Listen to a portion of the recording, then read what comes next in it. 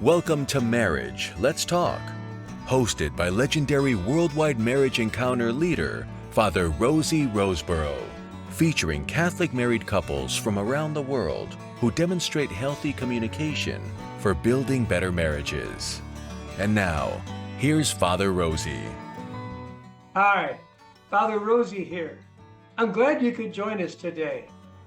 This podcast is not talking about marriage. It is where we're going to share how to create a better marriage through communicating feelings in authentic ways.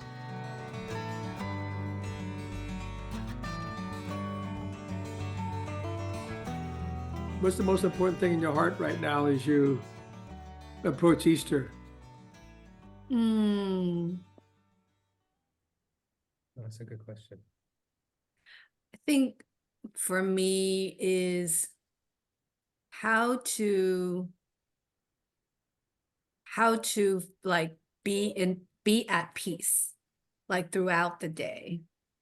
I think just I imagine like Jesus in the garden and the suffering he went through. And so it's not to be without those fears and strong feelings, but then ultimately to be able to be at peace, like despite the circumstance. So to me, it's like how to be at peace. Yeah. Do you do that a lot with the palliative care that you're involved in? Yeah. I've come to appreciate that suffering and peacefulness, they're not mutually exclusive. And in fact, some of my patients and families that I've learned the most from, I think one of their qualities is like through the suffering, there can be such profound peace, and I think just kind of the lessons, it's amazing. More of a surrender? Yeah. Don't have to be in control of things I'll never be in control of, and like being okay with that. So that's very powerful, I think. Yeah, I was just I anointed a young man. He's about 60 years old, I guess, not a young man, but he gave him 24 to 48 hours yesterday morning. And I was there to pray with him, anoint him and his wife. They're Catholics at baptism, but nothing followed through. But I prayed with him many times with cancer last couple of years, and very much at peace. Just to that. That is, you usually go each day. You go to sort of see certain people, or as you have the hottest case mostly. I think both, but certainly there are those who, for various circumstance requires more close following. And then there are some who, if you can imagine, just having been in the hospital for so many months, right. And that's its own, like, the ability to endure. So we may not visit as often, but still periodically, and just kind of appreciating kind of just how long, just so long, Yeah. And here's our dog. Sorry, he doesn't want to be left out. So you'll either hear, you're going to hear him whine the whole time. If we don't pick him up. But then if he's here, you may like see a furry thing pop up. He'll be happy. Yeah, that's true. We're trying to ease his suffering. That's right. Now, how about you? How about your area, Patrick, that you do a lot of counseling? Is it any certain kind, or just whatever comes on the table? Whatever comes on the table. So I see adolescents and I see adults, and then I also see couples. It's interesting. It's similar because I see, I also see a lot of suffering, of a different kind, of course. Both generationally and also just sort of internally, the things people go through. And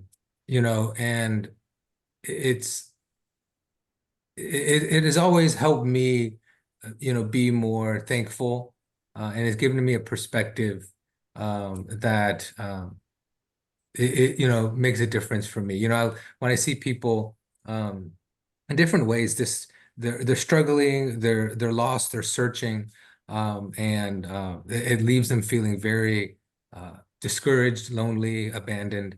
There's a lot of pain. You know, I had a couple of weeks ago, I had a really tough week, and I just sort of shared with a friend. I just said that I don't remember my exact words anymore. It's just that um, that people can be so hard, so bad to other people. You know, and I didn't use the word bad. I might have used a different a different word, but that's something that really kind of hit me, was just like how badly we treat one another. And these people often are a reminder for me of that. And that can be tough, but then again, it makes me grateful for what I have, you know, my family and the people in my life, you know, and that sort of thing, and my faith. You know, many of them, right? They're not Christians. They don't believe. So they're searching, it falls really short, right? They just leave that completely out as an option, you know, and without God and without faith, it can be, you know, it's really tough, you know. So I see that, and that often makes me sad, and I feel for them. And so your fate, what is your common bond to not be overwhelmed by that palliative care or by your counseling? It's a good question. Yeah, I think for me, it's truly God's grace. What I mean by that concretely is I do think that throughout every step of decision making to where I end up now being in palliative care, there is I do feel led by God, meaning I don't feel overwhelmed by the sadness, because I think God has given me the ability to see the beauty in it, you know, and see his love in that suffering. And so I really don't think it's anything that I did to make it bearable. I really think it's God's grace that allows me to like see the divine in that, you know what I mean? So Yes, it I really do. it's God's gift, I think, for me. I would Yeah. say grace too. I think Yeah. and you know, well, we've both been doing this a long time, but I remember in school they, you know, really emphasized sort of how to separate from the work and the emotional sort of toll and your own life. And I've always tried to make that do that. But you know, I can't tell you how many times in a session talking with someone, listening to someone, and just praying. You know, I was like, I don't know what to say. You know, and asking God to give me the words. You know, what do they need to hear? And yeah, I think that then, you know, fills me. So outside of work, again, I mean, we're human, and I get angry with the kids and frustrated and stressed and all that. But you know, I don't think I really take that burden with me in my life, you know. I was just thinking that I did not realize until I knew it intellectually that when you work in the sacrament of reconciliation, and in a sense both of you do, working with human people who confess things to you to find peace or to find an answer to help give them more strength to go on. And I mean, I've been visited people who were accused of murder. I've had to put aside, as you said, the judgment, and the Lord gives the grace to do that. Lord gives the grace to not be pulled into judging or pulled into the person events, and say, I'm going to be the Lord's ears. I'm going to be the Lord's voice and proceed. That to me is a great grace moment, especially for couples too. Yeah. Mhm. Yeah. So what do you have tonight for us to share on? So the question we dialogued on was, what is one thing I am not great at yet that I want someday to be good at? And how do I feel about my answer? Please. And so, dear Patrick, one thing I am not great at that I want someday to be good at is voicing a differing opinion when it's important to do so, and to do so with kindness. I feel skeptical about my answer because this seems like an impossible change. So my skeptical feeling sounds like someone saying, skeptical is how I feel when the forecast calls for snow accumulation when it's a balmy, sunny day. When I feel skeptical, I am prone to make snide and sarcastic comments. Skeptical tastes like imitation meat. How can tofu taste like burger? I imagine skeptical looking like Thomas, poking his finger into the wound at Jesus' side. As a physical sensation, skeptical is all sharp edges, like a scalpel cutting and dissecting. My skeptical feeling smells like durian. How can something so stinky taste good? Love, Jenny. And I wrote, Dear Jenny, I am not great at being present in the moment and enjoying things as they are. It's one thing for me to look back over moments and feel sentimental, but it's another thing to appreciate the moment as it unfolds. These days, I tend to think about the future or the past, but I hope someday I will be better. I feel confident that someday I will be better at this. My confident feeling is an 8 on a scale of 1 to 10. It is an area that I feel like I have improved thus far, and I'm confident I will get even better in time. My confident feeling is like going in to take a test, knowing I've studied hard and gotten A's on all my practice tests. My feeling tastes like Chinese spare ribs that I can cook well and everyone likes. My confident feeling is firm, like a good handshake. It sounds like stomping feet of marching soldiers and the chant, hup, 2, 3, 4, hup, 2, 3, 4. If my confident feeling were walking towards me, it would be standing tall, chin up, swinging its hands. A time I feel confident was when I took my licensing exam, knowing that I was prepared and had the experience I needed to pass. I look forward to the days when I can be in the moment with you. Love, Patrick. Okay, so your feeling is confident. And yours is skeptical. Skeptical. Yes. So which one should we talk about, you think? I like there's two, the one that really pop out, or I guess there was like the tofu really tastes like hamburger, and then like the skeptical about durian, which I still don't want to try reading. But so I like the imagery there. Do you want to talk about mine? Okay. Okay. Okay, so tell me more about your skeptical feeling. I was thinking about it as I was writing, and my skeptical feeling was a little bit like when we first went on our marriage encounter weekend, and I remember the part where we identify area to work on. And I think I was at that point Saturday night where I was like, I don't really know if just by writing these love letters and trying to figure out what my feeling smells like, will that really help with that area? So I think it's kind of like that kind of skeptical feeling of, yes, it would be nice, like if I could voice differing opinion, and be kind, but there's that skeptical feeling of, is it really doable? So there's a nice, because I'm like, sometimes skeptical, I think of like, like something pessimistic or like something negative. But you're like, it'd be nice. Right. Right. It sounds good, Right. but. Right. Is it really gonna happen? Nice. Like, how can it happen? Yeah. Okay. Skeptical. Okay. How's it feel to feel skeptical? It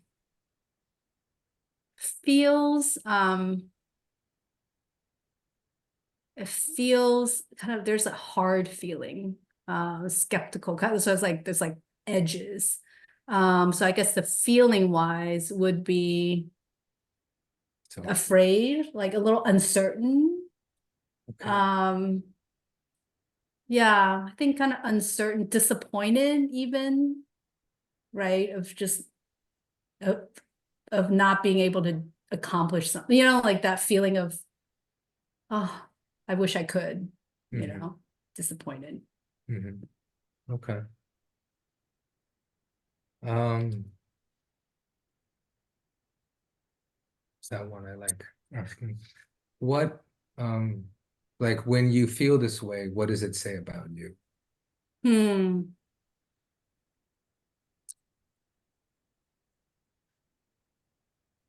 It's always a hard question, but I really like it because I think when I feel this way tends to be the times on like reflection that I am putting more trust in myself than in the Lord. Mm. Mm. Right? Like, I don't know if this weekend will go. I don't know if enough people will sign up. I don't know if this will actually help. I think it's when I default back to, I can't do this Mm. versus like, do I trust in God? Right? Like I'm like defaulting to my own efforts. Mm. Hmm. Okay. Okay. What makes the feeling stronger? Hmm. A feeling's stronger when I think when I feel I'm down on myself or I've maybe just have an experience in which I didn't behave the way I wish I did, and Mm. then I'll be more skeptical about my ability to do Mm. differently, Mhm. Mhm. yeah. Okay. And what lessens it? Hmm. I think what lessons is when, of course, when I know you're on my side, right? So when you listen to me and you're like, I'm your biggest cheerleader, or We'll like, have enough people. yeah, We'll and have enough. We'll have yeah, enough people. it's God's weekend, like things like that, like reminding me of, yeah, of just not be just looking at myself. Mm. Yeah. Okay. Thinking about like the idea of um, it'd be nice kind of Mm-hmm. uh, part. Again, what you also shared about really how it's it's sort of a litmus of how much you're depending on yourself versus God. Yeah. So that makes me think of when Logan's um, preparing like applications for high High school, school. right? So the Poolsville magnet Yeah. program, right? So it was, he didn't get in, right? And then I reapplied, I Mhm. appealed, Yeah. right? And I think part of me, I think it's kind of you're saying, I was like, it'd be nice, but and I guess in this case, it was like he's probably not going to get in. And so I don't know if that is how you feel, sort of this like Mm. um Yeah, the skepticism of by appealing it somehow, there'll be a different outcome. right. Yeah, I Yeah. think that's right. Um, I think that's right. I think there's that you wishing things were different, but knowing that it's not, Yeah. And he had a backup plan which is an amazing. and then I Yeah. was like, forget them, I don't know what they're missing. Whatever. Yeah, Right. but Yeah, yes, good. you are experiencing my feeling. Thank you. Love you. Love you too. Thank you very much. I was just thinking that a very powerful question that Patrick asked of you is what made it stronger and also what made it lessen. Mm-hmm. You're talking about when you focus on yourself, and the thought struck me um, that you talk about trusting God instead of yourself. And yet the thought that struck me right away is in the sacrament of matrimony, your spouse is the presence of God. Mm. Mm. So what helps, what I see couples working, and myself also, when I see somebody lean in, when I see somebody ask a very question about, for example, what lessons that is the fact that when you lean in, Hmm. all of a sudden I lift my eyes and I notice that movement, and you're more open to listen, even though it's something that I don't want inside of me, like Hmm. skepticism. I don't want that. I want to be confident. I want to be open and be it nicely. And yet the extra listening of the presence of God in my spouse invites me to do the very thing that I think I can't do. Yeah, That makes sense? it does. It does. Mhm. It does. Because And yeah. Because I think that most couples, when they, instead of just going, put your knee up on the other knee, okay, just, I'll just, I hear you, It's like, thank you very much, Right. as opposed to say, lean in and say, tell me more. Mhm. And it's actually God's presence that draws you to respond to. Mhm. Yes, that's We right. forget, we forget we're the presence of God. Mhm. Yeah. And by our actions, people get to experience God in you. Mm. Mhm. And I think that's why, like, sometimes just coming home and having Patrick, right? It just, and it didn't occur to me until now when you said, yes, I am responding to the presence of God within Patrick. That's where kind of my skepticism like eases and my faith grows, because I recognize the love that he has for me. And it takes our Um, eyes from our navel to the other person. To the other person. Yeah. And Father, I always insist that we dialogue on a couch rather than, well, a love seat actually, rather than on a bed, right? Because sometimes we'll dialogue in bed, and yeah, right. And like you said, I got my pillow. I'm definitely laying out, and I'm maybe 25% listening, right? So I always, insist that we come sit. And sometimes you're like, oh, I gotta get out of my I'm so comfy tired. comfy bed, I'm and like, so that we okay. can, right, so that we Yeah. can sit and really listen and lean in. I think that is an important part of I always entice her with a foot massage if she comes. That always works. Yeah, so Well, fantastic. Well, thank you so much this evening for sharing with us, and tell the kids hello and tell your dog hello. Will do. He's very happy. right. I love you very much. Thank you. Love you. Thank you, Great love you night. too. Good night. Good night. I'm so grateful for the guests we had today who shared willingly themselves in their dialogue. And thank you for joining us. I look forward to the next episode when I join you again once more.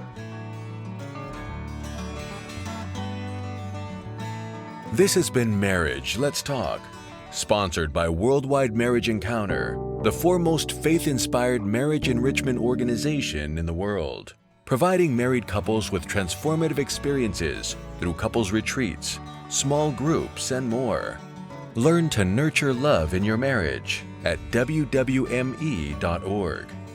Marriage, Let's Talk is a production of Mater Media, the apostolate that offers the Celebrate Catholic Marriage experience to energize and fortify married couples through parish events and the 7-step journey to joy. Find out more at matermedia.org.